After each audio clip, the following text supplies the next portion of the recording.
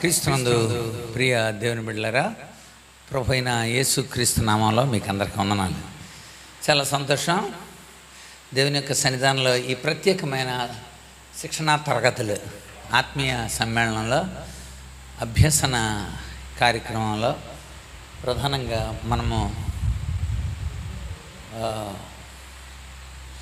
Learning అభ్యసనంలోని క్రమబద్ధమైన విధానాలని మనం ఇప్పుడు చూస్తున్నాం. అభ్యసనంలో సహజంగా ఒక బిడ్డ పైకి ఎదుగుతున్నప్పుడు 6 రకాలైన అభ్యసనలు ఆ వ్యక్తిలో ఉంటాయని మనము చెప్పుకున్నాం. 6 రకాల అభ్యసనాలు. అందులో మొట్టమొదటిది మోటార్ లెర్నింగ్, కండర సంబంధించిన అభ్యసనం. పుట్టిన దగ్గర నుండి చాలా ఎర్లీ డేస్లో, అంటే ఒక వ్యక్తి పుట్టిన దగ్గర తర్వాత ముందు తన కండరాలని వినియోగించుకొని కండర సంబంధమైన అభ్యసనం వాళ్ళు ప్రారంభమవుతుంది. ఆ తర్వాత మాట ఆ తర్వాత వస్తుంది. అందుకనే సహజంగా గవర్నమెంట్ స్కూల్స్కి ప్రైవేట్ స్కూల్స్కి మధ్య చిన్న తేడా ఉంది. అదేంటంటే గవర్నమెంట్ స్కూల్స్లో ఒక ప్రాసెస్ చెప్తారు. అదేంటంటే ఆ ప్రాసెస్ నేర్పేటప్పుడు LSRW అని తెలియజేస్తారు. LSRW process. L అంటే లిజనింగ్. ఫస్ట్ పిల్లోడు స్కూల్లోకి వచ్చిన తర్వాత వినాలాడు. మాస్టర్ చెప్తా ఉంటే వాడు వినాలి. వీళ్ళు చెప్తుంటే వినాలి, పాటలు చెప్తుంటే వినాలి. చాలా ప్రైవేట్ స్కూల్స్లో వింటం ఉండదు, ఇక రుద్దటమే. ఇక అది వెళ్ళటం పలక మీద ఇంక రుద్దుడు. కనుక ఫస్ట్ లిజనింగ్. రెండవది స్పీకింగ్ మాట్లాడటం. ఇదే వినడం, ఇది మాట్లాడటం. ఆడి చేత మాట్లాడకురా, నోటి మీద వేసుకో, ఏం మాట్లాడకూడదు, ఇక రుద్దడమే. వచ్చింది ఆడు రుద్ది ఒక ఆ లేకపోతే ఒక AB రెండు కలిసిపోయి, అంటే అంత రుద్దుతాడు అనమాట ఆడు. కనుక అసలు రుద్దడం అనేది చివరిదే, రైటింగ్ అనేది చివరిదే. కానీ చివరి దాన్ని ఫస్ట్ తీసుకొస్తారన్నమాట. కనుక ఫస్ట్ వినడం నేర్పించండి, తర్వాత వాళ్ళు మాట్లాడుతూ ఉండాలన్నమాట, వాడు ఇంటరాక్షన్. తర్వాత రీడింగ్, చదవటం, రైటింగ్ కాదు, చదవడం. అక్షరాలు గుర్తుపడతాడు, అందులో ఎక్కడుందో చూడరా, ఏ అక్షరాలు గుర్తుపడతాడు, ఇది ఎక్కడుందో చూడరా. సో వినడం, మాట్లాడడం, చదవడం, ఆ తర్వాత రాయడం. అది రాయడం. ఇది ప్రాసెస్, ఎడ్యుకేషనల్గా ప్రాసెస్. బిబ్లికల్ ప్రాసెస్లో మనము చక్కగా లేఖనాలని, ఎందుకంటే ఇది ఎడ్యుకేషన్ ప్రాసెస్లో ఎడ్యుకేషన్ యొక్క ఆబ్జెక్టివ్స్ LSRW గుర్తుపెట్టుకోవాలి. ఇది మన పిల్లలకి ఎప్పుడైనా నేర్పించేటప్పుడు కూడా ఫస్ట్ రాసేయండి అని అనకూడదు.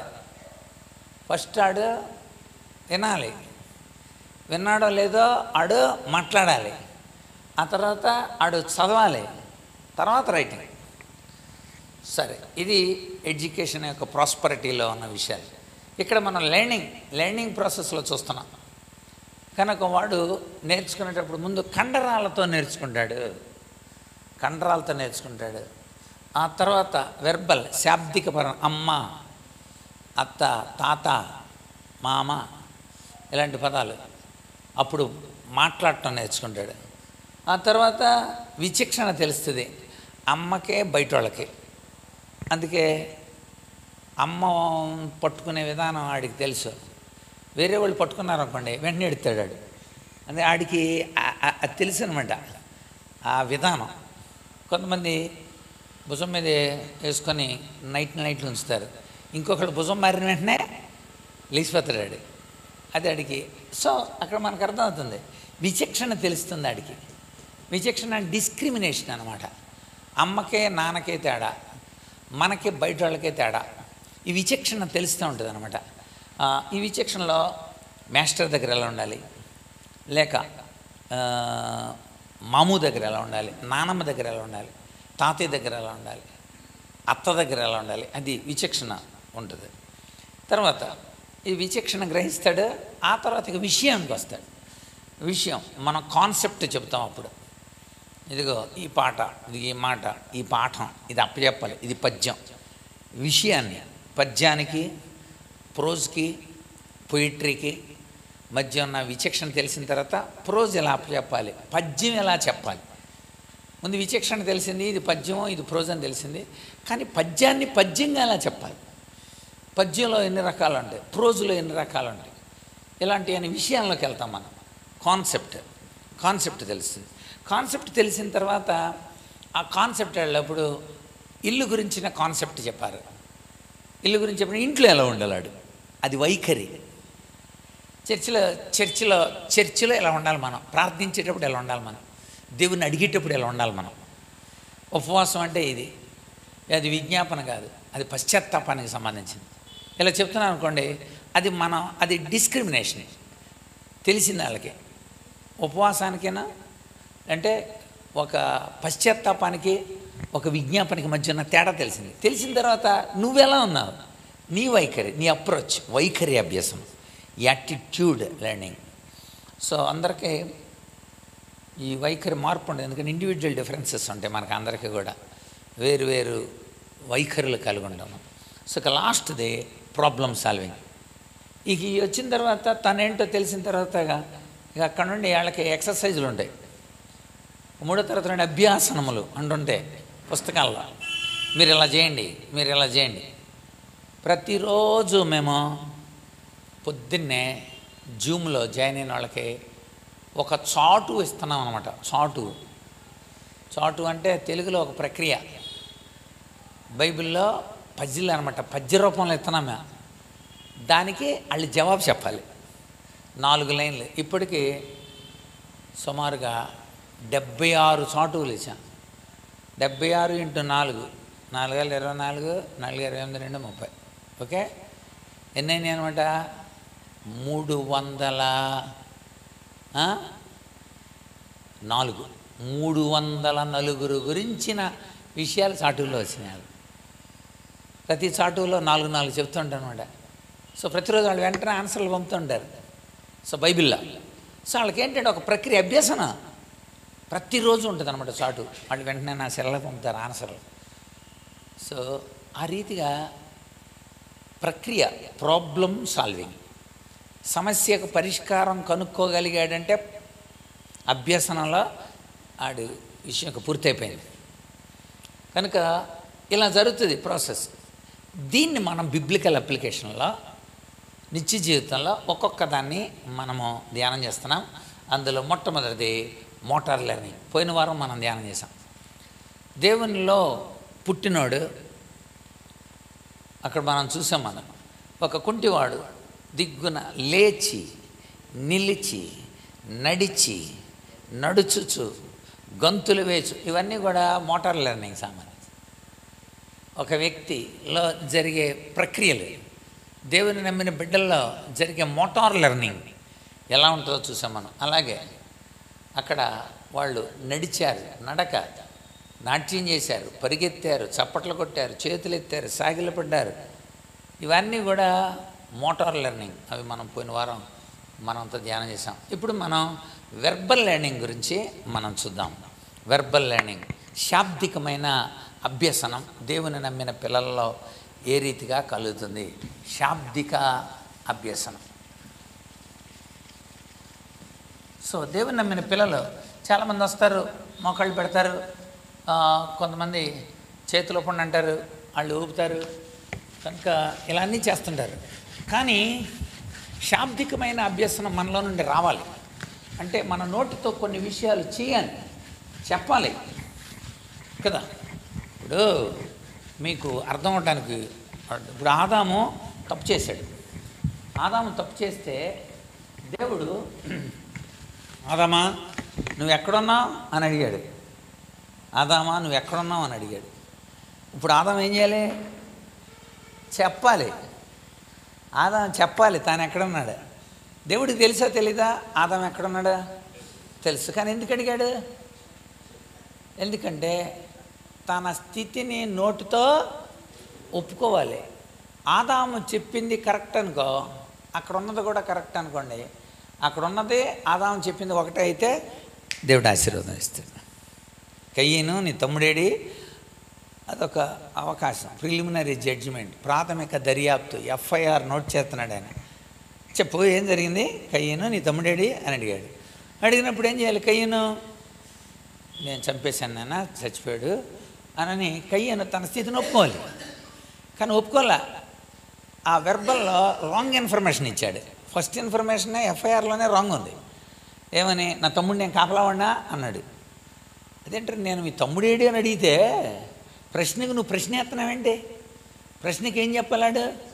జవాబు చెప్పకుండా నువ్వు రేషనలైజేషన్ అంటారు దీన్ని, హేతుకీకరణ. ఏడవలేనప్పుడు ఎదటోళ్ళ నోరు మూసేయటానికి కోసం నోరేసుకొని పడిపోతారు చూసారా, దాన్ని హేతుకీకరణ అంటారు.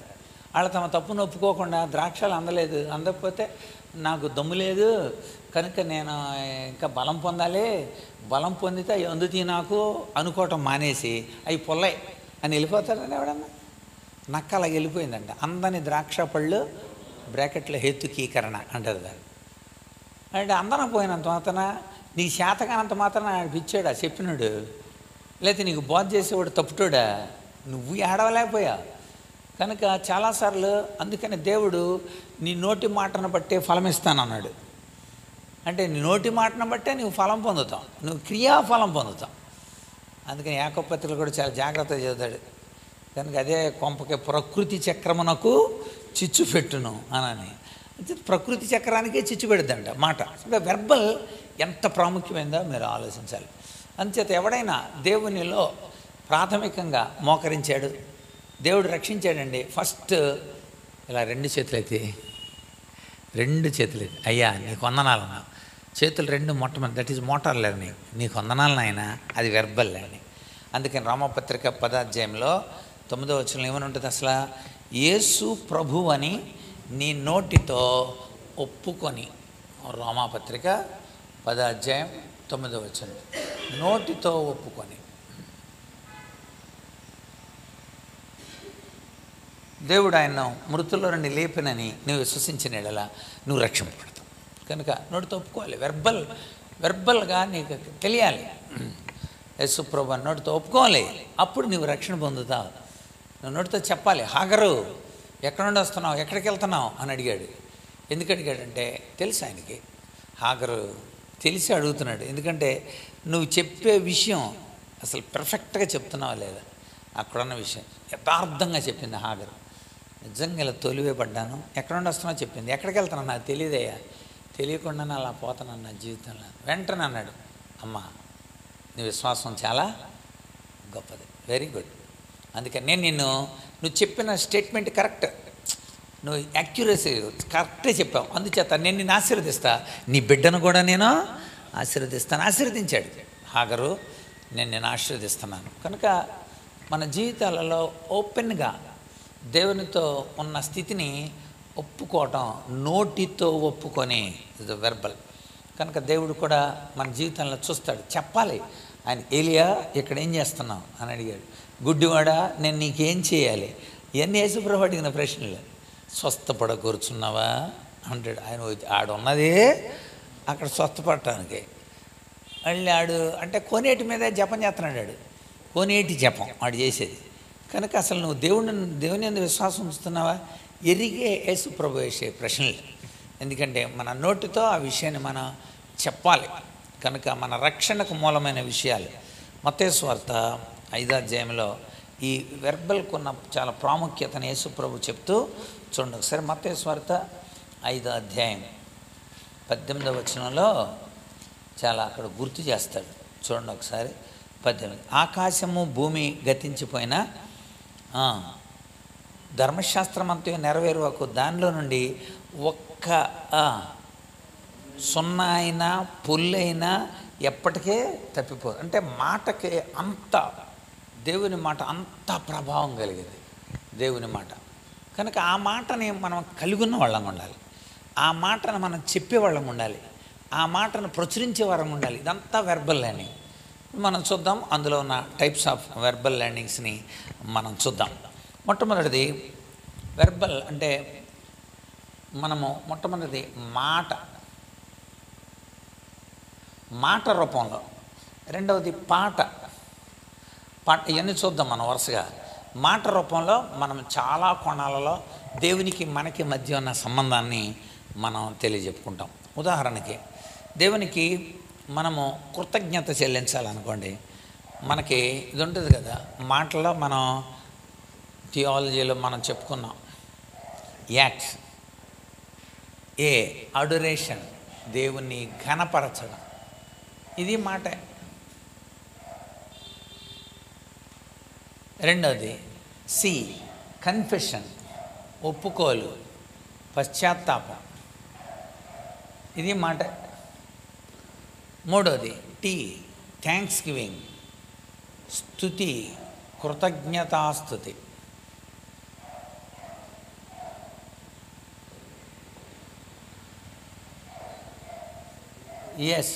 సప్లికేషన్, విజ్ఞాపన. అది ఘనపరచడం. నీ మాటలో నువ్వు దేవుని ఘనపరుస్తున్నావా? నీ గుణగణములు పొగడను తరమా. ప్రభువా, మహాగణుడా, మహోన్నతుడా, దేవదూతలు అక్కడ దేవుణ్ణి ఘనపరుస్తూ ఉన్నారు. పరిశుద్ధుడు, పరిశుద్ధుడు, పరిశుద్ధుడు ఘనపరుస్తూ ఉన్నారు. ఒప్పుకోలు, ప్రభువా మేము పాపం చేసిన వారు. దానియేలు తన 9వ అధ్యాయంలో కానీ, లేకపోతే ఇర్మియా విలాపవాక్యాలు 3వ అధ్యాయంలో కానీ, వీళ్ళంతా ప్రభువా మేము తప్పు చేసి మమ్మల్ని క్షమించు, ప్రభువా మమ్మల్ని క్షమించు. అదేంటది? ఒప్పుకోలు, నోటితో ఒప్పుకోలు. మూడవది కృతజ్ఞత, స్తుతి చెల్లించడం. అంటే నువ్వు చేసిన మేళకు మేము ఏమి ఇచ్చిన రుణం తీర్చుగలనైనా, కృతజ్ఞతాస్తుతులు నేను మీకు చెల్లించదను. అంటే విజ్ఞాపన, మాకు దయచేయుము అని అడగడం. దయచేయం, మాకు దయచేయనైనా. 4 రెఫరెన్స్లు చెప్పండి చక్కగా. మొట్టమొదటిది ప్రభువుని ఘనపరచడం. బైబిల్లో నుండి ఒక రెఫరెన్స్ చెప్పండి. ఘనపరచడం, ప్రభువుని కొనియాడడం, ప్రభువుని హెచ్చించడం. చెప్పండి. ప్రభువుని వాళ్ళు చాలా కీర్తనలో, ప్రతి కీర్తనలో వాళ్ళు యెహోవాను స్తుతించుడి, ఒకది స్తుతి. ఆయన్ని ఘనపరచడం, వాళ్ళ ప్రార్థనలన్నింటిలో కూడా, ప్రతి ప్రార్థనలో ప్రారంభాలన్నీ నీతిమంతుడు అయిన దేవా, పరిశుద్ధుడు అయిన దేవా, ఘనత వహించిన రాజా, ఇవన్నీ కూడా ప్రభువుని ఘనపరిచే విషయాలు. మహాకాశాలు పట్టని దేవుడు, అది ఘనపరచడం. ఇప్పుడు యెషయా గ్రంథం 57:15, మహాగణుడు, మహోన్నతుడు, పరిశుద్ధుడు, నిత్య నివాసి అయిన వాడు ఇలాగ సెలవిచ్చుతున్నాడు. నేను మహోన్నతమైన స్థలములో ఉండు వాడినైనా, వినయము గలవారి యొద్దనో, దీన మనస్సు గలవారి యొద్దనో నేను నివసిస్తున్నానని నువ్వు చెప్పావు కదా నాయనా. అందరి హృదయములను ఎరిగి ఉన్న ప్రభువా. ఇవన్నీ కూడా అపోస్తుల కార్యాలు ఘనపరచడం. రాయండి ఒకసారి. మాట, ఇదంతా మాట. అపోస్తుల కార్యాలు 1:24. అపోస్తులు 1:24 వాళ్ళు ఏమని ప్రార్థన చేశారు? వారు ఇట్లని ప్రార్థన చేశారు. ఏమని ప్రార్థన చేశారు? అందరి హృదయములను ఎరిగి ఉన్న ప్రభు. అది ఘనపరచడం. నీతిమంతుడు అయిన దేవా, రాజా. కీర్తనలన్నీ కూడా వాళ్ళు దేవుణ్ణి ఘనపరిచిరి, దేవుణ్ణి మహిమపరచిరి. అంతెందుకు పోనీ, మందిరం ఏర్పడినప్పుడు వాళ్ళు చేసిన ప్రార్థనలో చూద్దాం. దినవృత్తాంతంలో 2వ గ్రంథం 7వ అధ్యాయం. దినవృత్తాంతంలో 2వ గ్రంథం 7వ అధ్యాయంలో వాళ్ళు చేసిన ప్రార్థన, వాళ్ళు దేవునికి చేసిన ప్రార్థన ప్రతి చోట. ఉదాహరణకి 6వ అధ్యాయం, మందిరం ఉన్న చోట యాజకులు నేను 6వ అధ్యాయం, యెహోవా ఇజ్రాయేలీల దేవా. ఇదంతా కూడా మొత్తం నీ యెహోవా దేవా, రాజా, మొత్తం ఇదంతా 6వ అధ్యాయం. అన్ని చోట్ల నీ దృష్టికి మహిమ కలిగిన రాజా. సో ఇదంతా కూడా దేవుని యొక్క లెక్క 3వ వచనం 7:3 7వ అధ్యాయం 3వ వచనం. దేవుని తేజస్సు మందిరం మీదకి దిగి ఇజ్రాయేల్ అందరూ సాష్టాంగ నమస్కారం చేసి యెహోవా దయాళుడు, ఆయన కృప నిరంతరం. ఈ పదాలన్నీ కూడా దేవుని ఘనపరచడం, దేవుని మహిమపరచడం. మీరు చాలా రెఫరెన్స్లు వేసుకోవచ్చు. రెండోది ఒప్పుకోలు. ఒప్పుకోలు అంటే అర్థం ఏంటి? అన్ని నోటితో చెప్పేయే. ఒకటి దేవుణ్ణి ఘనపరచాలి, రెండోది ఏం చేయాలి? మన స్థితిని ఒప్పుకోవాలి. అక్కడ వాళ్ళు రాజుగారు నెబుకద్నెజర్ రాజుగారు వాళ్ళందరినీ తీసుకుపోయాడు 3 విడతలుగా బబులోనికి. చాలా ఇబ్బందుల్లో ఉన్నారు. అక్కడున్న వాళ్ళకి దేవుడు అటు రాజుగారి దగ్గర దర్బార్లో ఉన్న వాళ్ళకి దానియేలు చేత, కెబార్ నది దగ్గర అక్కడున్న 10,000 మందికి యెహెజ్కేలు చేత వాళ్ళు చక్కని అవేర్నెస్ ఇచ్చాడు. అప్పుడు వాళ్ళు ఏమని ప్రార్థనలు చేశారు? అక్కడ తప్పు చేసి వెళ్ళారు కదా. దానియేలు గ్రంథం 9వ అధ్యాయంలో వాళ్ళు చేసిన ప్రార్థన 9వ అధ్యాయంలో మనకు కనబడుద్ది. అక్కడ 9:19 ప్రభువా ఆలకించుము, ప్రభువా క్షమించుము. ఆ ప్రార్థన ప్రారంభంలో అంతటి 9వ అధ్యాయంలో అక్కడ చెబుతూ 9వ అధ్యాయంలో 4వ వచనం చూడండి. 4వ వచనం, ప్రభువా మహాత్మ్యము కలిగిన భీకరుడవగు దేవా, నీ ఆజ్ఞల నుంచి నడిచించుకున్న వారి ఎడల నీ నిబంధన కృపను జ్ఞాపకం చేసుకునేవాడా. ఇవన్నీ కనబరచడం. ప్రభువా నీతిమంతుడా, ఆజ్ఞలు గైకున్న వారి ఎడల కృప చూపేవాడా. ఇదంతా కనపరచడం. ఫస్ట్ ఎవరైనా మీరు దానియేలు ప్రార్థన చూసినా, ఎజ్రా ప్రార్థన చూసినా, నెహెమ్యా ప్రార్థన చూసినా, అబీగయలు దావీదును వేడుకున్న తీరు చూసినా, అన్ని ప్రార్థనలో ఈ సీక్వెన్స్ ఉంటుంది. యాక్ట్స్, ఈ సీక్వెన్స్ ఉంటుంది ప్రతి చోట. అది సో అబీగయలు కూడా దావీదు గారి దగ్గరికి వెళ్ళినప్పుడు బతిమలాడుకునేటప్పుడు ఏలినవాడా అని మొదలు పెడుతుంది. అసలు సుమారు 13 సార్లు ఉంటుంది. ఏలినవాడా మా ప్రాంతాన్ని, యువర్ మై మాస్టర్, మా ప్రాంతానికి నువ్వు అధికారివి కనుక దేవుని ఎదుట కూడా మనం ఫస్ట్ చేసిన గణపరచడమే. తర్వాత ఒప్పుకోలు. ఏమైనా ఒప్పుకుంటుందంటే ఇది నా తప్పని అనుకో, నా తప్పు అనుకుని నన్ను క్షమించండి, నా తప్పు అనుకొని క్షమించండి అంటది. అది ఒప్పుకోరు. ఇక్కడ కూడా దానియేలు అంటాడు మమ్మల్ని క్షమించు. సో మాట దేవునికి మనకి మధ్య ఉండే సంబంధాలలో రెండోది మాట. ఇక్కడ చూడండి 6వ వచనం 9వ అధ్యాయం దానియేలు 9:6. అది గణపరచడం కూడా రాసుకోండి. దానియేలు గ్రంథం 9:6 లేక 4 రాసుకోండి.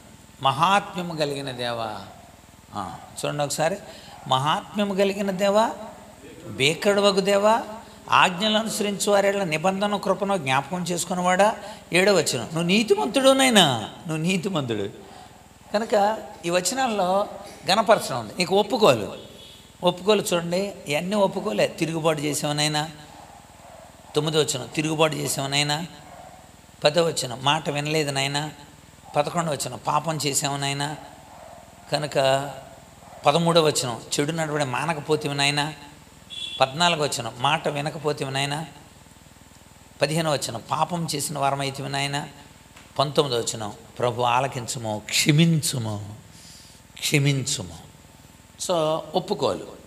సో దానియేలు గ్రంథం 9వ అధ్యాయం 19వ వచనం. అదేవిధంగా కొత్త నిబంధనలో సుంకరి ఒక మనం చెప్పుకోవచ్చు. ఏంటి? పరలోకం వైపు కన్నులెత్తుటకైనా ధైర్యము చాలక కనుక తండ్రి నేను పాపం చేశాను, నన్ను క్షమించు కనుక ఒప్పుకోలు. తప్పిన కుమారుడు కూడా కదా. లూకాసు వార్త 15వ అధ్యాయం 18వ వచనం 21వ వచనం. లూకాసు వార్త ఇది ఒప్పుకోలు. 15, 18వ వచనం 21వ వచనం. 18వ వచనంలోనే నేను నా తండ్రి దగ్గరికి వెళ్ళి చెప్తాను అనుకున్నాడు. నేను నా తండ్రి దగ్గరికి వెళ్ళి, తండ్రి నీ పరలోకానికి విరోధంగా పాపం చేసిన మీద నీ కుమారుడు అనిపించు యోగ్యుడని కాను, నీ కూలివానిలో ఒకనిగా నన్ను చేర్చుకోమని చెప్పుదునని అనుకున్నాడు. బట్ 21వ వచనంలో నిజంగానే తండ్రి పరిగెత్తుకుని వచ్చాడు, చెప్పాడు. సో ఒప్పుకోలు. 3వది కృతజ్ఞతాస్తుతి. దేవుడు చేసిన మేళ్లకు దేవునికి వందనాలు చెల్లించడం. అసలు మనం ఇక అన్నిటికీ కృతజ్ఞతాస్తుతే. ప్రతి విషయమునందును కృతజ్ఞతాస్తుతులు చెల్లించండి, ఎలాగూ చేయుట యేసుక్రీస్తునందు మీ విషయంలో దేవుని చిత్తం. తెస్సలోనిక 5:18. స్తుతి చేయుట యథార్థవంతులకు శోభస్కరం. స్తుతి చేయాలి మనమంతా. అంతేకాదు, అసలు దేవుని మందిరం వెళ్తున్నాం అంటానికి రుజువేంటి? స్తుతి కదా. యెషయా గ్రంథం 38వ అధ్యాయంలో నువ్వు యెహోవా మందిరమునకు వెళ్ళదు మనుటకు రుజువేంటి? స్తుతి చెల్లించడమే కదా.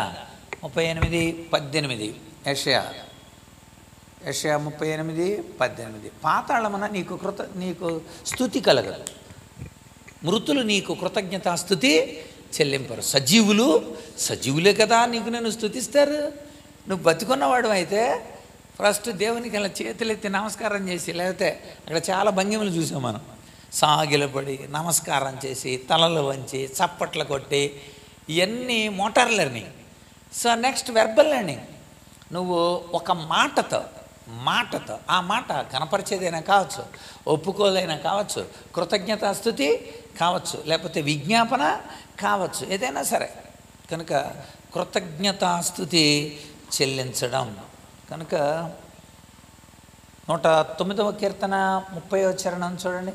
109వ కీర్తన 30వ చరణంలో చెప్తూ ఇలా అన్నాడు, నేను నా నోటితో నీకు కృతజ్ఞతాస్తుతులు మెండుగా చెల్లిస్తాను. నా నోటితో, ఇట్స్ వెర్బల్. సో నా నోటితో నేను యెహోవాకు మెండుగా కృతజ్ఞతాస్తుతి. కీర్తనలు అన్నీ కూడా అలా ఉండండి. యెహోవాను స్తుతించండి, ఆయన నామాన్ని సన్నుతించండి, ఘనపరచండి, మహిమపరచండి. కీర్తనలు ఆయనకి చెల్లించాల్సిన స్థుతి ఆయనకి చెల్లించండి. స్థుతికి పాత్రుడా, స్తోత్రార్హుడా, మా వందనాలు అన్నీ. సో కృతజ్ఞతాస్తుతి. 4వది విజ్ఞాపన అంటే మాకు దయచేయము అని అడగడం, దయచేయమని అడగడం. ఒప్పుకోలు దగ్గర ఉపవాసం ఉంటుందండి. ఒప్పుకోలు దగ్గర ఉపవాసం బైబిల్లో. ఉపవాసం 3 ఆటల కోసం ప్రధానంగా వాడారు. అందులో మొట్టమొదటిదే అది. రెండోది బలపరచబడడానికి ఉపవాసం అండి. ఇతరులని బలపరచడానికి, అంటే బలపరచబడ్డానికి ఉపవాసం. అది విజ్ఞాపన కాదు. అది పంపించాలి, వాళ్ళని బయటకు పంపించాలి, సేవకు పంపించాలి. అందరూ ఉపవాసం ఉండి చేతులుంచి వాళ్ళని ప్రార్థన చేసుకుంటారు. ఉపవాసం ఉండి. కనుక ఉపవాసం అన్నీ కూడా దేవునికి తమను తాము ఫ్రీక్వెన్సీని మాడ్యులేట్ చేయడానికి కోసం ప్రధానంగా మనకు కనపడుతుంది. ఇది విజ్ఞాపన ఏంటి? మాకు కావాలనైనా, మాకు దయచేయనైనా, మా విజ్ఞాపనలను నువ్వు ఆలకించనైనా, అంటే మా మనవి, పిటిషన్, సప్లికేషన్. కనుక మనకున్న సప్లికేషన్ విజ్ఞాపన. మాకు దయచేయము. కనుక క్షమించుము వేరు, రక్షించుము వేరు. క్షమించుము అనేది పశ్చాత్తాపం, రక్షించుము అనేది విజ్ఞాపన. తేడా అర్థమైందండి మీకైతే? సో క్షమించుము అనేది, ఇప్పుడు ఉదాహరణకే తప్పిపోయిన కుమారుడు తండ్రి దగ్గరకు వచ్చాడు. తండ్రి దగ్గరకు వచ్చి తండ్రితో చెప్పింది ఏంటి?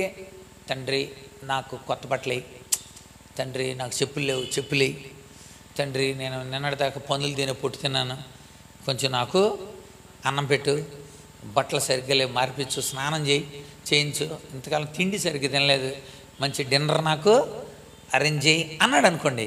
దాని పేరేంటి? విజ్ఞాపన. కానీ తప్పు అనుకోవాడు విజ్ఞాపన చేశాడా? చేయలే, పశ్చాత్తాపడ్డాడు. అంతే. అంటే విజ్ఞాపన ముందుంటుందా, పశ్చాత్తాపం ముందుంటుందా? పశ్చాత్తాపమే ముందుంటుంది. So that is acts. ఇప్పుడైతే తన స్థితిని ఒప్పుకున్నాడో ఇచ్చేసాడు, అన్నీ అడగకుండానే ఇచ్చేసాడు. నువ్వు అడుగు వాటికంటే, ఊహించు వాటికంటే అత్యధికంగా చేయగలిగిన సమర్థ ఇది ఉంటే, ఒప్పుకోలేంటే అది. సో విజ్ఞాపన అంచేత ప్రార్థన విజ్ఞాపనల చేత అంటాడు కదా. ప్రార్థన 4 రకాలు అన్నమాట. ప్రార్థన అనేది వేరు, విజ్ఞాపన అలా కాదు. ప్రార్థన 4 రకాలు. ప్రార్థన అంటే, ప్రార్థన అనేది దేవునికి నీకు మధ్య బ్రిడ్జ్. అది దిస్ ఈజ్ ప్రేయర్. ప్రార్థన అనేది ఒక బ్రిడ్జి. ఇటేపున నువ్వు ఉన్నావు, ఇటేపున దేవుడు ఉన్నాడు. This is prayer. ఈ ప్రేయర్ మీద నుండి 4 ఇష్యూస్ వెళ్తాయి అన్నమాట. 4 విషయాలు ఆ టైపుకి వెళ్తాయి దేవుని దగ్గరికి. అది ACTS అంటే. అది అంటే నీవు దేవుణ్ణి అడిగే విషయాల్లో, లేకపోతే నీకు దేవునికి మధ్య ఉన్న సంబంధం ఎలాంటి సంబంధం ఉంది? ఘనపరిచే సంబంధమా ఈ బ్రిడ్జి? అంటే మొట్టమొదటిది ఘనపరిచే ప్రార్థన, రెండవది ఒప్పుకోలు ప్రార్థన, మూడవది కృతజ్ఞత స్తుతి ప్రార్థన, నాలుగవది విజ్ఞాపన. అది ప్రార్థనలోని రకాలు. ఇది మనం తెలుసుకోవాలి. సహజంగా కొంతమంది డీటెయిల్స్ తెలియక ఏంటే ప్రార్థన చేస్తున్నాం అంటే స్తుతి చెల్లించు అంటున్నాడు.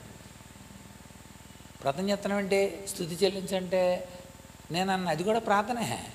అది విజ్ఞాపన ప్రార్థన చేస్తున్నాడు, స్తుతి ప్రార్థన చేయి అని అనాలి. Prayer is a bridge. దేవునికి మనకి మధ్య ఒక బ్రిడ్జ్. ఈ బ్రిడ్జి ఏ కోణాల్లో ఉండాలి అన్న విషయాన్ని మనం తెలుసుకోవాలి. సో ఇప్పుడు మీకు అర్థమైందా? వెర్బల్లో మొట్టమొదటి మాట. ఈ మాట ఈ కోణంలో మనకి కనిపిస్తూ ఉంటుంది. అయితే ఇలా మనల్ని విజ్ఞాపన చేయటానికి కానీ, లేకపోతే ఇందులోనే మాట ఇంకొక కోణంలో మనకు కనబడుద్ది. అదేమిటంటే బోధ.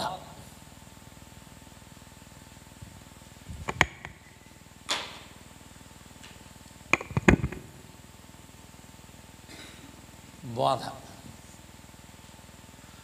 సో మాట, అది కూడా మాటే. బోధించడం. దేవుడు మనకు బోధిస్తూ ఉంటాడు, ప్రవక్తలు మనకు బోధిస్తూ ఉంటారు చాలా విషయాలు ప్రవక్తలు. అందుకని అంటాడు, ఇగో దేవుని మాటనమే నువ్వు స్థిరపరచబడతావు, నేను పంపిన ప్రవక్తల మాట వినవయా అప్పుడు నువ్వు సక్సెస్ అవుతావు అంటాడు. అంటే ఏంటి? దేవుడు నీతో చెప్పినప్పుడు చేస్తే నీ లైఫ్ స్టాండర్డ్ అయిపోతుంది. నిత్య జీవితంలో నువ్వు ఎలా గడపాలని నేను చాలామంది ప్రవక్తలని పంపిస్తూ ఉంటాను. చదవండి అన్నమాట. దినవృత్తాంతముల 2వ గ్రంథం 20 యెహోషాపాతు కాలంలో జరిగింది. చూడండి ఒకసారి. దినవృత్తాంతాల 2వ గ్రంథం 20 చూడండి.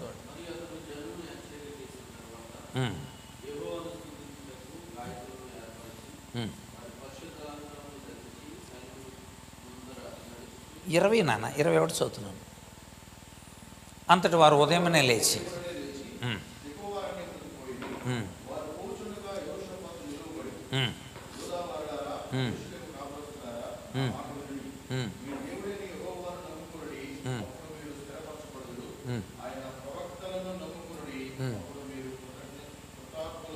అది అంటే ఏంటి? దేవుని మాట నువ్వు నమ్మావనుకో, దేవుని మాట నువ్వు అంగీకరించావనుకో, ఈ దీవెనలు నీకు కలుగుతాయి, స్థిరపరచబడతావు కదా. ద్వితీయోపదేశకాండం 28:1-14 అక్కడ చెప్తాడు. ఏమనంటే నువ్వు నా మాట అన్నావు అనుకో ఎలా స్థిరపరచబడతావు చెప్పి, అక్కడ స్థిరపరచబడతాడు అని చెప్పాడు. ద్వితీయోపదేశకాండం 28:1-14 అయితే నువ్వు ఇన్ని రకాల దీవెనలు పొందుతావు. వరుసగా దీవెనలు ఉంటాయి. పొలంలో, ఇంట్లో, పిండి, శత్రువులు ఎదుట నీ సంతానం స్థిరపరచ. నువ్వు తలగా ఉంటావు, తొగ్గా ఉండవు, అప్పిచ్చేవాడు ఉంటావు, అప్పు తీసుకో నువ్వు. ఇవన్నీ దీవెనలు. ఎప్పుడో తెలుసా? మొట్టమొదటి వచ్చిన చదవండి. అప్పుడు అది మాట వినాలి, నువ్వు ఆ మాట వినాలి. సో దేవుని మాటను వాడు విన్నాడు అనుకోండి, వాళ్ళు మార్పు జరిగింది అనుకోండి, అప్పుడు వాడు తన నోటిలో నుండి మాట స్టార్ట్ అవుతుంది. అంటే ఎవడన్నా మార్పు చెందితే, ఎవడన్నా దేవుని మాటను, ఇప్పుడు దీని రిజల్ట్ కనపడాలి మనకి. దేవుని మాట విన్నారు,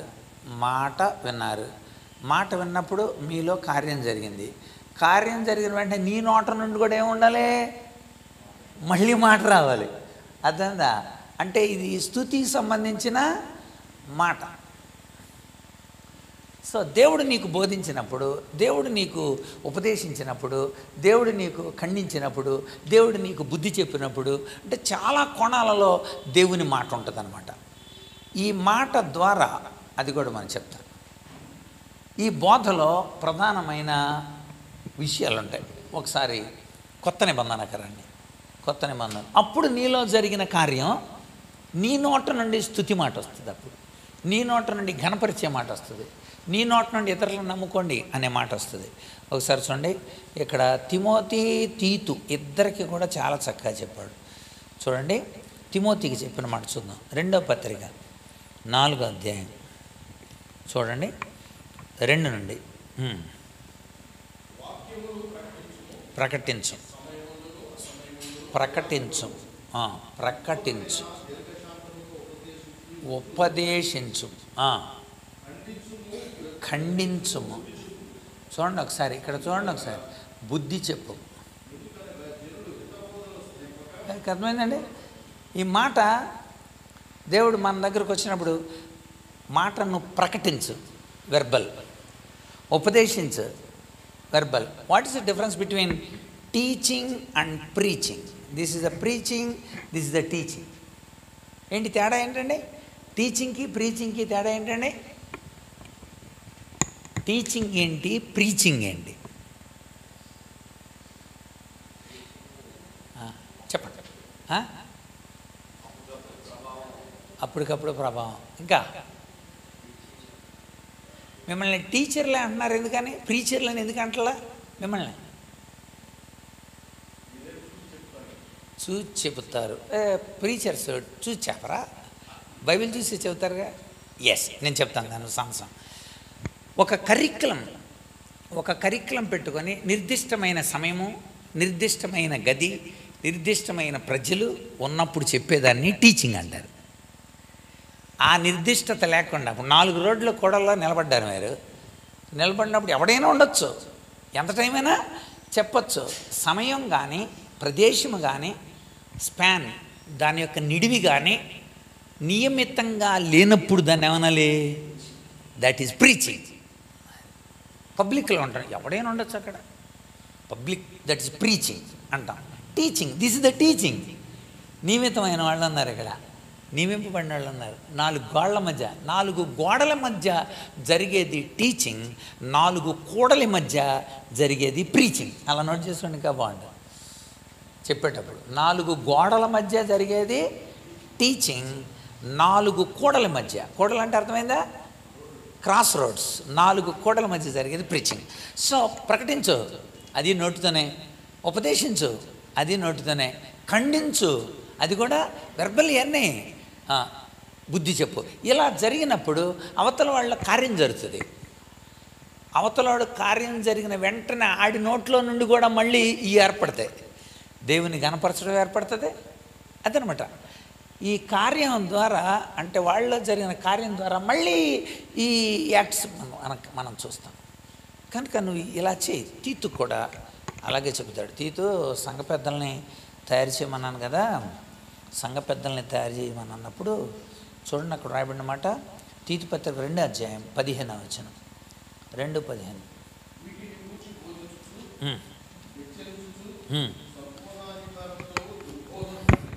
చూడండి అక్కడ ఇంకా చెప్పండి. ఒకటే హెచ్చరించుచు, బోధించుచు, ఇక్కడ బుద్ధి చెప్పు, బోధించుచు, ఖండించుచు.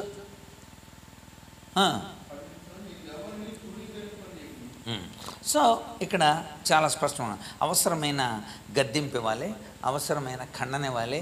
కనుక ప్రకటించుము, హెచ్చరించుము, ఉపదేశించుము, బోధించుము, ఖండించుము, బుద్ధి చెప్పుము, ఇవన్నీ కూడా వెర్బల్ జరిగేదే మనం చేయాలి. అప్పుడు వాళ్ళు ఒక గొప్ప కార్యం జరుగుతుంది. గొప్ప కార్యం జరిగినప్పుడు దేవుడే కొన్నిసార్లు మనకు ప్రకటిస్తాడు, దేవుడు హెచ్చరిస్తాడు, దేవుడు ఉపదేశిస్తాడు. ఇక్కడ దేవుడు అని రాసుకున్నారు అనుకోండి, దేవుని యొక్క మాట ఉపదేశింపబడి ఖండించి బుద్ధి చెప్పినప్పుడు మనం మారామనుకోండి, మనలో నుండి స్టార్ట్ అవుతుంది. ఇప్పుడు ఆ రిజల్ట్ ఏంటి చూద్దాం మనం. ఎజ్రా గ్రంథం చూడండి ఒకసారి. ఎజ్రా గ్రంథం 3వ అధ్యాయం 11వ వచనం. ఎజ్రా గ్రంథం 3వ అధ్యాయం. దేవుడు వాళ్ళు లేఖనాలన్నీ చదివారు, చక్కగా పునాది వేయబట్టడం చూశారు, దేవుడు చెప్పిన గొప్ప కార్యాలను చెప్పుకున్నారు వాళ్ళు. అంతే, వాళ్ళు ఎప్పుడైతే అలా చెప్పుకున్నారో దేవుని మందిరానికి ఎప్పుడైతే పునాది వేసేసారో చదవండి. ఉమ్, ఉమ్, ఉమ్, ఉమ్, ఉమ్. గొప్ప శబ్దంతో వెర్బల్, ప్రభువా నీకు వందనాలు అని గొప్ప శబ్దంతో వెర్బల్. చూసారా, గొప్ప కార్యం చేశాడు దేవుడు కనుక గొప్ప శబ్దంతో వాళ్ళు దేవుణ్ణి. అలాగే లూకాసు వార్తలో మనకి ఇంకొక సందర్భం మనకు గుర్తొస్తుంది కదా. లూకాసు వార్తలో ఒకసారి చూడండి. లూకాసు వార్తలో కుష్ఠరోగి దగ్గర మనకి కనబడుతుంది కదండి. కుష్ఠరోగి అతడు గొప్ప శబ్దంతో కదా దేవునిని మహిమపరచుచు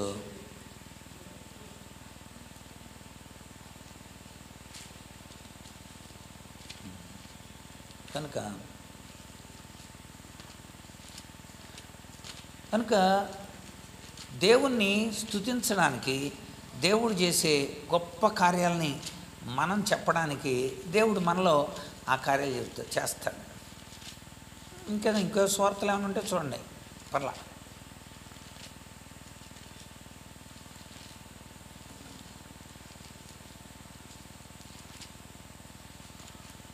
చూసారా, మార్క్స్ వార్తేనండి అతడు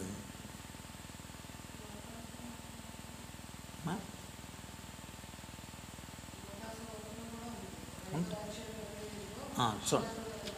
రైట్,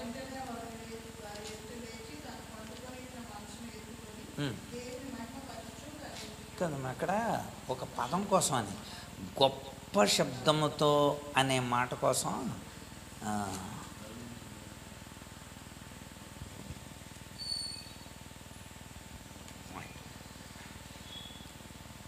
రైట్, నేను మీకు ఇప్పుడు ఒక్క నిమిషం చూపిస్తాను.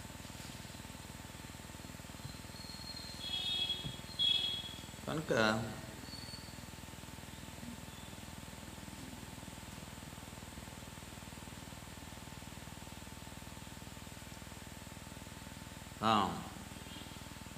పదిహేడు 16 అండి. లూకాసు వార్త 17:16 చూడండి. ఇప్పుడు చదవండి. అక్కడ గొప్ప శబ్దముతో, ఎందుకని ఒకడు స్వస్థత కలుగుట చూసి, ఇదిగో మీరు వెళ్ళుట యాజకులకి కనపరచుకోండి అని చెప్పాడు. జాగ్రత్తగా వినాలి. దేవుడు మాట చెప్పాడు, ఏమని? యాజకులకు మీరు కనపరచుకోండి అన్నాడు. రైట్, వాళ్ళు ఏం చేశారు? కాదండి, వారు వెళ్ళుచుండగా, అది కార్యం. ఇక్కడ వినాలండి, మీరు వెళ్ళి యాజకులు కనపరచుకోండి అని దేవుడు చెప్పాడు. ఇప్పుడు మనకు కనిపించాల్సింది ఏంటి? అక్కడ కార్యం. చెప్పినట్టు వాళ్ళు చేశారు. చేసిన వెంటనే వాళ్ళలో గొప్ప కార్యం జరిగింది. అదేంటి? వాళ్ళంతా శుద్ధులైరి కదా. శుద్ధులైన వెంటనే వాడు గొప్ప శబ్దంతో, సో శారీరకంగా వాడికి ఎంత మార్పు వచ్చింది? వెంటనే నోట్లో నుండి గొప్ప శబ్దంతో దేవుని స్తుతించడం. అక్కడ కూడా మనం చూసాం. వాడు దిగ్గున లేచి తర్వాత నిలిచి నడిచెను, నడుచుచు గొంతులు వేయుచు. ఇది అది అపోస్తుల కార్యాలు 3వ అధ్యాయం 11 కదా. గొంతులు వేయచ్చు. తర్వాత ఏముందో తెలుసా? దేవుని స్తుతించుచు. వెర్బల్ అది.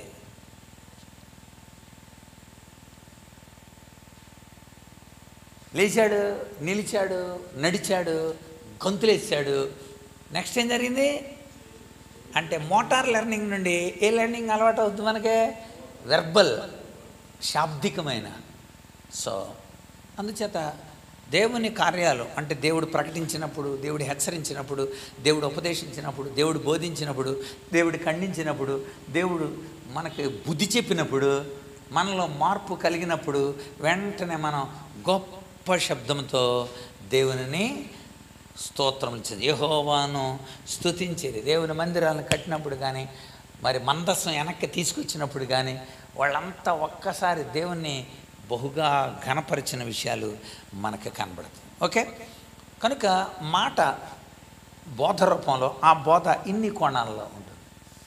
తర్వాత ఇంకొక 2 విషయాలు రాసేయండి, మనము ప్రార్థన చేసేసుకుందాం. రెండవది పాట పాడుచు లేక కీర్తనలు. ఎఫెసీ పత్రిక కొలస్సే పత్రిక 2 వచనాలు ముందు మనం చదువుదాం. చూడండి, ఎఫెసీ పత్రిక 5:19, కొలస్సే పత్రిక 3:16. చూడండి, ఇక్కడ కీర్తనలతో, రైట్, సంగీతాలు, అవన్నీ ఇన్స్ట్రుమెంట్స్, ఓకే, సంగీతాలతో, ఆత్మ సంబంధమైన పాటలతో. ఆత్మ సంబంధమైన పాటల సుమా. తర్వాత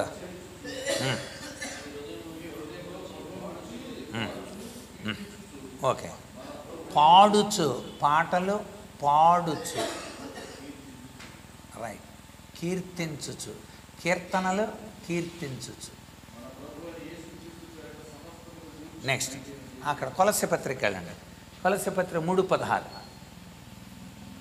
ఇంకా చెప్తాడు, కీర్తనలు సంగీతములతోనూ పద్యములతోనూ.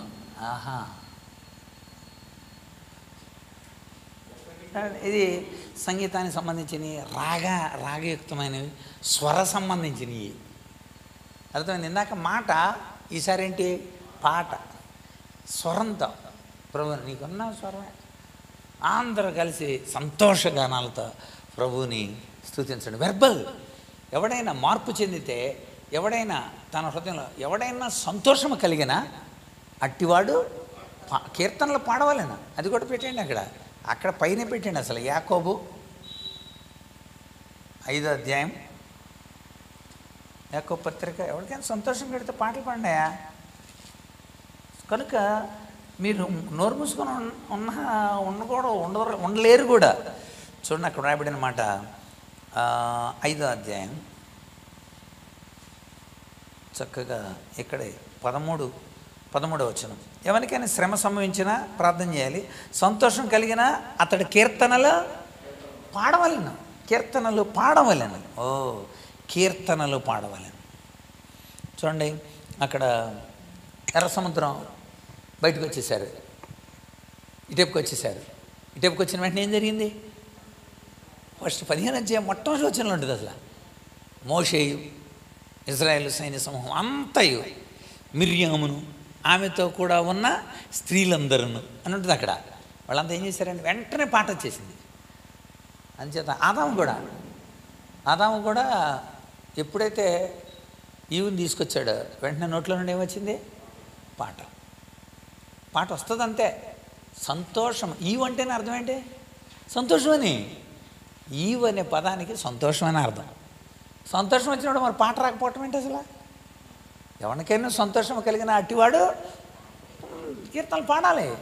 కొంతమంది పాడలేక ఈల పాట వస్తుంది. ఈల వేసుకుంటూ పాడుతుంటారు వాళ్ళు. ఏంట్రో సంతోషంగా ఉన్నావు బాగా అంటే ఈల పాట. సో సంతోషం. కనుక కీర్తనలు పాడారు మన వాళ్ళందరూ. అందుకని వాళ్ళు పాడిన పాటలో ఒక మంచి పదం ఉంటుందండి. నిర్గమాకాండం 15వ అధ్యాయం 2వ వచనంలో, నాయన నీవే నా గానము అంటారు. చూసారా? నా బలము, నా పాటే నువ్వు.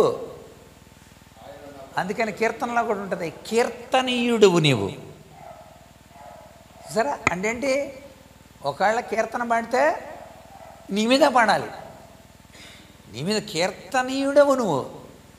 కీర్తన అనేది నీ నుండే వచ్చింది. స్తుతి నిన్ను బట్టే వచ్చింది. స్తుతికి అర్హుడవు, స్తోత్ర పాత్రుడవు, స్తుతికి అర్హుడవు, కీర్తనీయుడవు. అది ఆ 3 పదాలు రాసుకుంటే మీకు అర్థం అవుతుంది. కీర్తనీయుడు చాలా చోట్ల వాడబడిన పదం అది, కీర్తనీయుడు. కనుక పాడుచు, జీవితకాలం అంతా పాడుచు అంటాడు. 104వ కీర్తన 33వ చరణం. చూడండి, ఇక మనము అందుచేత గుర్తుపెట్టుకోండి, పాటల రూపంలో, కీర్తనల రూపంలో. ఇంకొక పదం ఉందండి, పద్య రూపంలో. ఇప్పుడు అది నశించిపోయింది. పద్యపరంగా చాలా జాషువా గారు, గుర్రం జాషువా గారు యేసుక్రీస్తు జీవిత చరిత్ర ఖండకావ్యం రాశాడండి. యేసుక్రీస్తు మీరు ఖచ్చితంగా చదవాలి తెలుగులో చక్కగా. యేసు ప్రభు జీవితంలో జరిగిన సంఘటనలన్నింటినీ బేస్ చేసుకున్న ఖండకావ్యం. ఆ రోజుల్లో అది కేంద్ర సాహితీ అవార్డు కొట్టింది. కేంద్ర సాహితీ అవార్డు అండి అది. ఖచ్చితంగా గుర్రం జాషువా గారు రాసింది. సో అందులో అంటాడనమాట, ఏమి నోములు నోచితో యేసు ప్రభువున్, ఫస్ట్ టైటిల్లో మొట్టమొదటి పేజీలో, డాబు దర్బాలు గల ఖండాంతరముల జన్మనెత్తక ఆసియా ఖండమందు ఉద్భవించినావు, ఆసియా ఖండమా ధన్యవమ్ము నీవు, ఆసియా ఖండమా ధన్యవమ్ము నీవు. ఆసియా ఖండమా ఎంత ధన్యురాలు అమ్మ. కనుక ఆ యూరప్ నుండి అటు నుండి రాకుండా నీళ్ళ నుండి వచ్చాడమ్మ దేవుడు. ఇంత గొప్ప ధన్యురాలు ఆసియా ఖండమా. సో పద్య రూపం కనుక పద్య రూపాల్లో విషయాల్ని తెలియజేయటం యేసుప్రభుని గురించి. కనుక తిట్టి కొట్టిరేని తిరిగి మాట్లాడక ఊరకున్న జోడ ఉర్వి మీద వాడగు పరమాత్మ వర్ణింపశక్యమా. సో పద్య రూపంలో మనం ఎన్నో విషయాలు అనేక అసలు రంగస్థలం పోయిందేగా. ఆ పద్య పఠనం అనేది పోయింది. ఈ రోజుల్లో కూడా పద్యాన్ని వచ్చిన రూపంలో చదివేస్తున్నారు, పద్యముల రూపంలోను. ఆత్మశాంతికి మిగుల నౌషధము వంటిదై దివ్యమైన గ్రంథమేది, బుద్ధి కుశలతను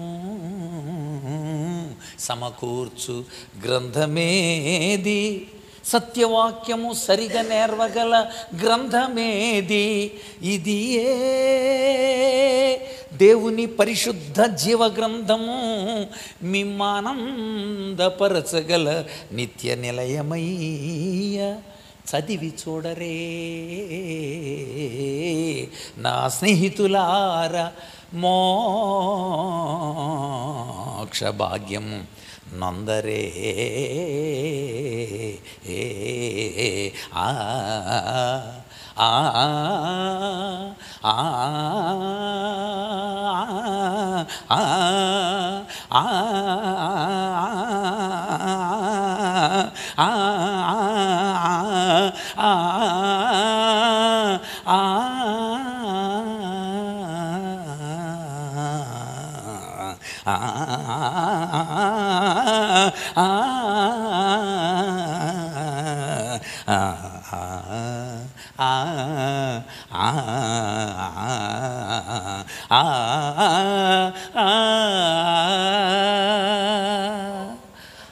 ఆవిడ పద్యం అలా పద్యం చదువుతుంటే కళ్యాణి రాగంలో అలా కళ్యాణి రాగం అనమాట. అలా రాగాలు ఉచ్చరిస్తున్నప్పుడు పద్య రూపంలో ఉంటాయి అన్నమాట. ఓ ఎంత బాగా దేవుని స్తుతించవచ్చు. కొన్ని పాటలు అలా మన పరవశం, కొన్ని పద్యాలు అలా పరవశం చేస్తాయి అన్నమాట. ఇన్ని రూపాల్లో మనం వెర్బల్గా దేవుని స్తుతించండి. మాట, పాట, బోధ, ఖండించడం, బుద్ధి చెప్పడం. సో దేవుడు రెండు మాటలు మనం రాసేసుకొని అందులో నుండి మనము సెలవు తీసుకుందాం. చూడండి ఒకసారి ఇందులో గానము, గానం ఇందులో 4 పదాలు రాయండి. కీర్తనలు 32:7, కీర్తనలు 32:7 విమోచన గానం. విడుదల పొందినప్పుడు చాలామంది పాటలు రాశారు. 33:1 ఆనందగానం.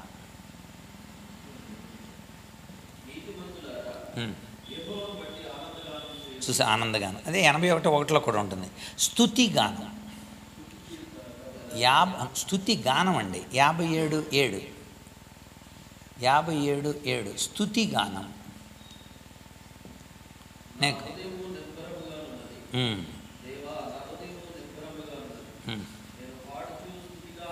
స్తుతి గానం చేసాం. ఉత్సాహగానం 59:16 చూసారా.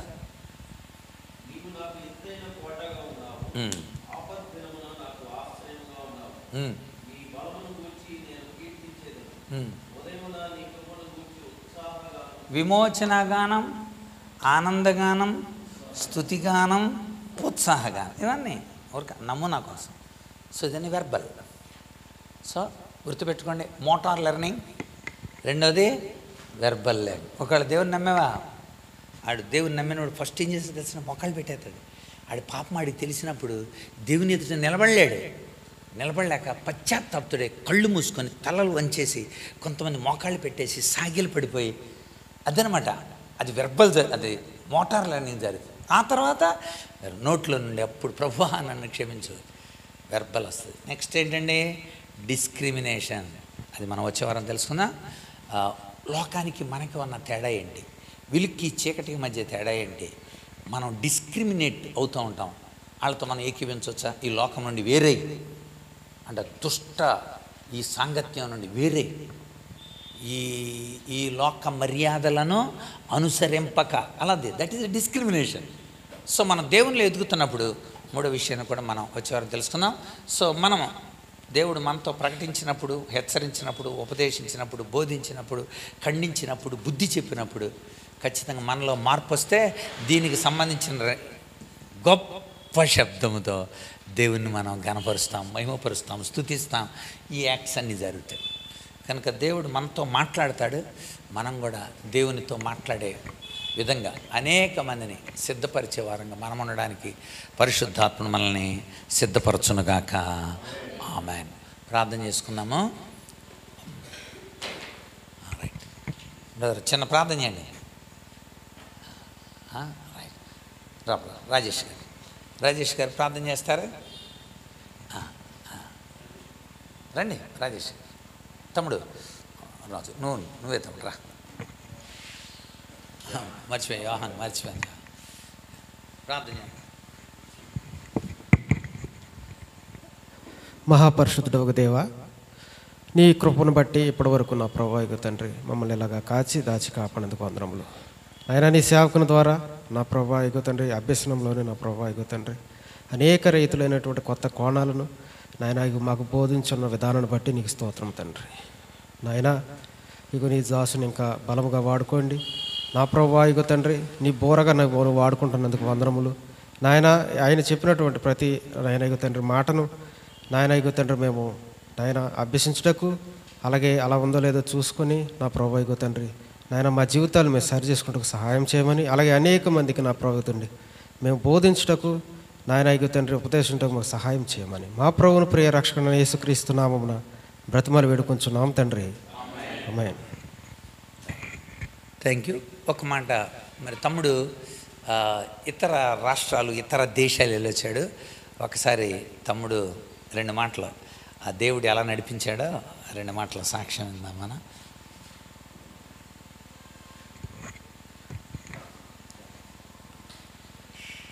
సమయం ఇచ్చినటువంటి అయ్యగారికి వందనాలు తెలియజేస్తున్నా.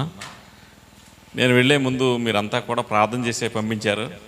ఈ మిషనరీ ఫీల్డ్లో దేవుడు చాలా చక్కని తోడ్పాటును మాకు అనుగ్రహించాడు. అక్కడ వాతావరణాలు కానీ, ఎక్కడ ప్రయాణంలో ఎక్కడ కూడా మేము ఇలాగా 5 నిమిషాలు కూడా నుంచోలేదు. మేము అసలు రిజర్వేషన్ చేసుకుని వెళ్ళలేదు, కానీ అన్నీ ఆ నైటే కన్ఫర్మ్ అయినాయి.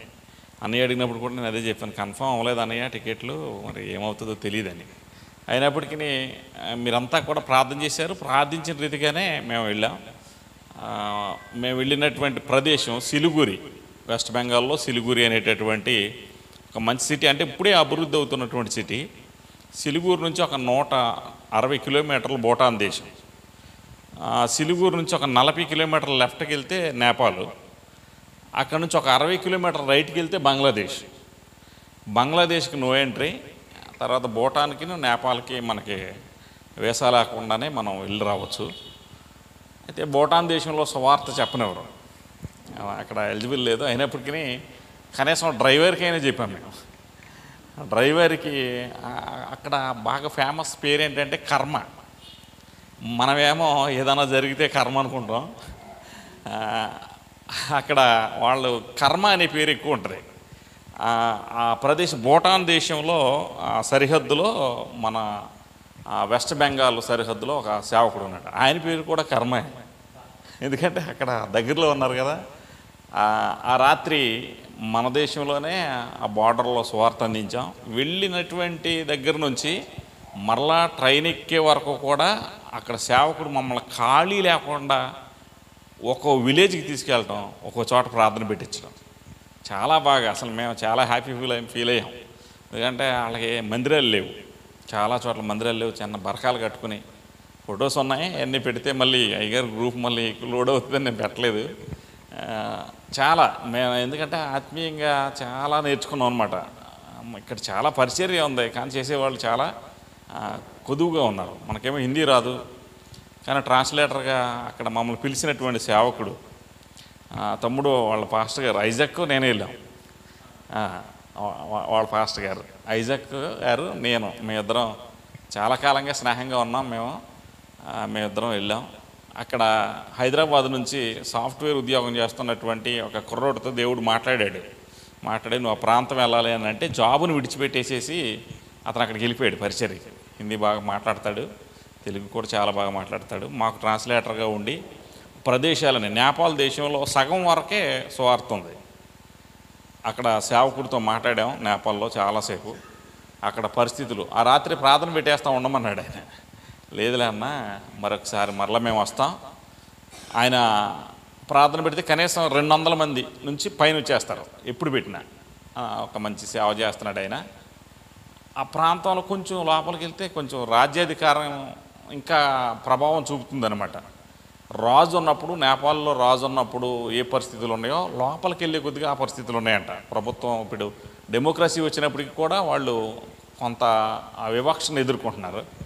కానీ సగం వరకు మాత్రం సేవా పరిచర్య పర్వాలేదు, కొంచెం లోపలికి వెళ్తే మాత్రం అసలు యేసుక్రీస్తు పేరును కూడా ఎత్తనేవారు. అక్కడ భూటాన్ దేశం అక్కడికి వెళ్ళినప్పుడు వాళ్ళు చెప్పారు, ఇర్మియాని బురదలో ఎలా పడేస్తారో అక్కడ ఎవడన్నా సువార్త చెప్తే తీసుకెళ్ళి గోతులు వేస్తారంట బురదలో. కనుక అవన్నీ సందర్శించడానికి దేవుడు కృప చూపించాడు. దానికంటే ఎక్కువ పరిచయం చేసాం బాగా అందరినీ. అక్కడ చాలా సంఘాలను బలపరిచాం. పాలన్నీ వాడేటటువంటి ఒక మెథడ్ ఉంది, అది వాడే నేను.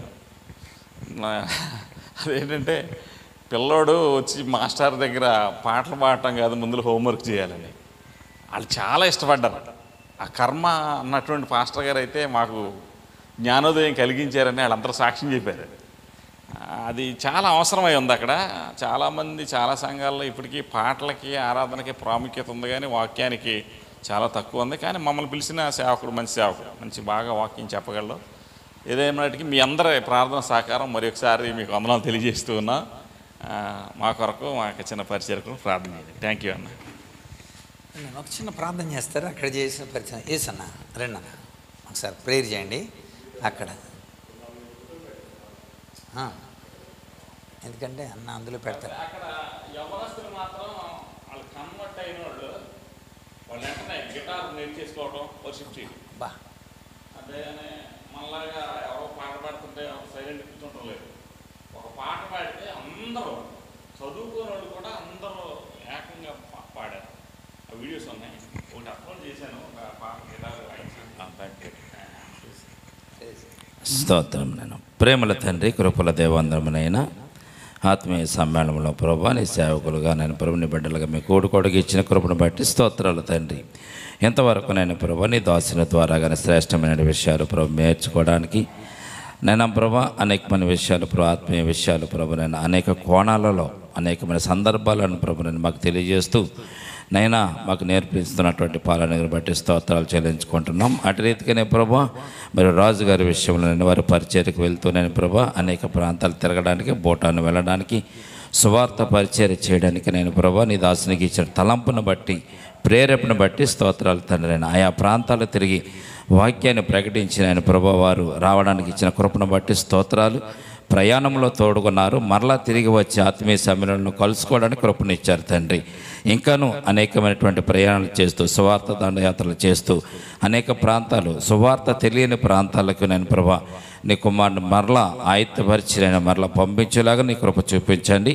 వారి పరిచయాన్ని దీవించండి, వారి కుటుంబాన్ని దీవించండి, వారి సంఘాలను దీవించండి.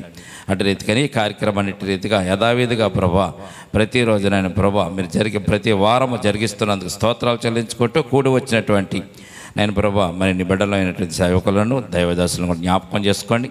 దూర ప్రాంతం నుంచి అనేక మంది వస్తున్నారు తండ్రి. నేను ప్రభా ప్రేరేపణ కలిగి నైనా నీ వాక్యం నేర్చుకోవాలని, వినాలని నేను ప్రభా తాపత్రయంతో నేను ప్రభా అనేక మంది వస్తున్నారు. నేను ప్రభా భారం అనక, ప్రయాణం అనక, దూరం అనక కూడా వస్తున్నారు తండ్రి. వారందరిని కూడా జ్ఞాపకం చేసుకొని దీవించండి. వారి సంఘాలను కూడా దీవించండి, వారి బిడ్డలను దీవించండి. ఈ సమయం ముందు ఈ రోజునైన ప్రభా మీకు మాకు తెలియజేసినటువంటి వర్తమానాన్ని ప్రభా, ఈ క్లాసులను ప్రభా మేము చక్కగా నేర్చుకుంటూ మా పరిచర్యలో వాడబడ్డానికి నేను మీ కృప చూపించమని చేసిన ప్రార్థన పాదచన చేసుకోమని యేసయ్య నామమున అడిగి వేడుకొంచున్నాము తండ్రి. Amen. Thank you Rajanna. God bless you.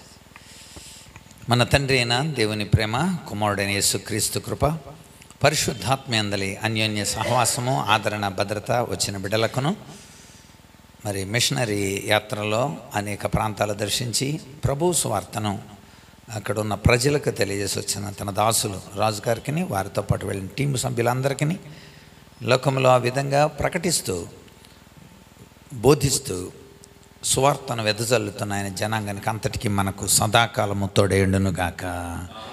ఆమేన్. అందరికి వందనాలండి. Thank you. God bless you.